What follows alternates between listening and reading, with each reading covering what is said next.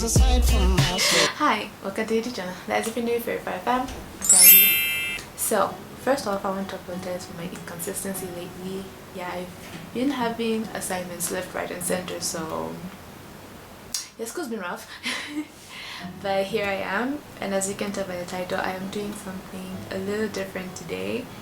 And it's a project that I've been working on. I'm pretty sure I've mentioned it before on one of my recent vlogs. If you haven't checked it out, yeah, the link is up there.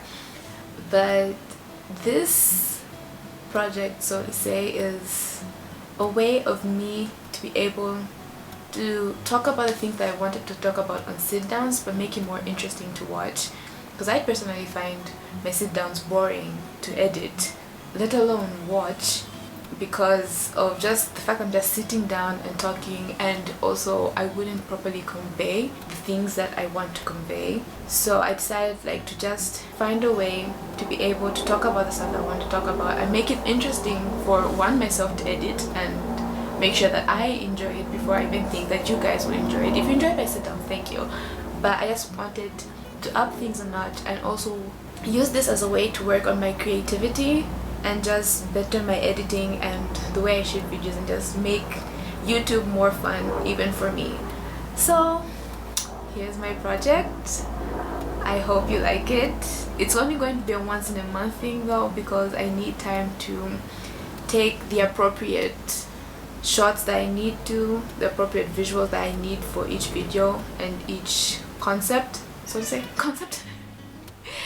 But yeah, it's only going to be a once in a month thing, probably at the end of every month, the last weekend of every month. So yeah, I hope you guys enjoy it. I hope you guys enjoy my new series, and I hope you guys support it and share it with your friends. So yeah, shall I get into it? I'm shy. Can't believe I'm finally doing this. But yeah, Diaries of an Overthinker. Entry number 1. Becoming one with your shadow.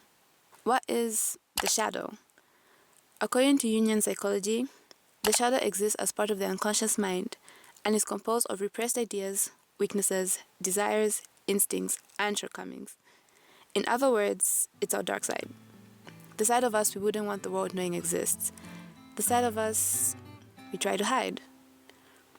The shadow tends to form and grow bigger the more we go out there, the more we see the world, the more we meet people, the more society tells us what we should and shouldn't do, or what we should and shouldn't be. And that's when the persona comes in. What is the persona? According to Jungian psychology, the persona is the outward face or mask we present to the world, and it conceals our real self. In other words, it's who we think we should be according to society's standards. It's our compromise between who we really are and what the world wants us to be. Now, I personally think there's nothing wrong with having a persona. We can't just be walking around doing our usual nonsense, saying things we shouldn't be saying. I can honestly say a persona is needed sometimes. But the problem arises when we over-identify with our persona and don't acknowledge our shadow. When we live solely trying to be what society wants us to be, or what we think society wants us to be, and not embrace who we are. And the only way to acknowledge your shadow is to face it. It's only last year that I came to realize that in order to love yourself, you must be willing to face yourself. And I don't just mean the you that's happy-go-lucky, the one who's such a vibe, such a mood. No, I mean the you wouldn't want the world to see. Heck, maybe you don't even want to see yourself. And that's the hard part. Having to look yourself in the mirror and see your flaws, your scars, your regrets, your mistakes, and dare I say, the parts of you might even hate. It's hard, it's painful, but it's honestly worthwhile. Because it can get very tiring keeping the persona up, always keeping that mask on. And not only is it tiring, but oddly, that's more painful than having to face who you really are. Because you have to deal with the fact that you're never true to yourself. And it's oddly, when I stopped running away from my shadow, when I decided to face it, when I decided to face who I am, that's when I began to feel peace inside. It's only when I looked at the parts of me I considered dreadful, the parts of me I wished I could change, and when I accepted that they are a part of me, that's when I started feeling growth. That's when I actually started feeling a little free. When you try to dive in deeper into your unconscious mind and try to understand why you are the way you are, why your shadow even exists in the first place, and accept that those parts are a part of you, that is when you truly begin to love yourself.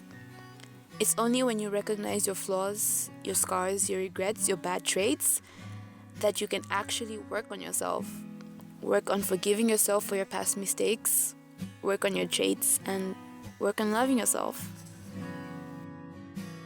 I want to take the time to quote one of my favorite quotes by Carl Jung, and it goes, "Unfortunately, there can be no doubt that man is, on the whole, less good than he imagines himself or wants to be. Everyone carries a shadow, and the less it is embodied in the individual's conscious life, the blacker and denser it is. If an inferiority is conscious, one always has a chance to correct it." Now, does that mean that those traits are going to disappear once you acknowledge them? No. They will always be a part of you.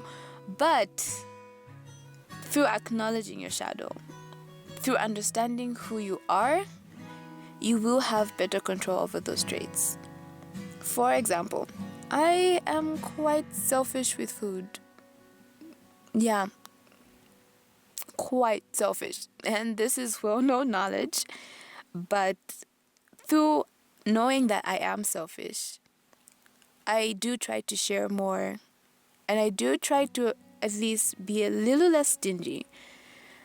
Am I still stingy? Very much, yes. I still hide food in my bedroom, but that is not the point. The point is that getting to know who you really are, getting to love yourself for who you really are, is a hard journey. It's extremely tough, honestly, and I'm personally still going through it, but it's worthwhile.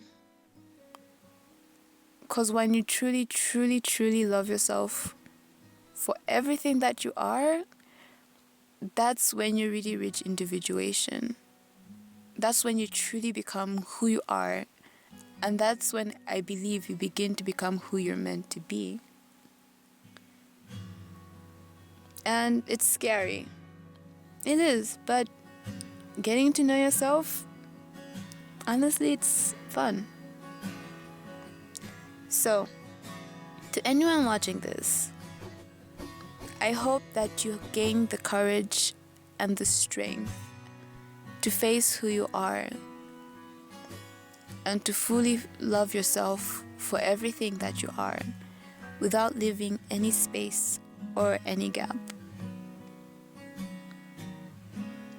If you made it this far into the video, thank you for watching this far. I hope you enjoyed my first diary entry, and until my next diary entry, take care of yourself, and love everyone else.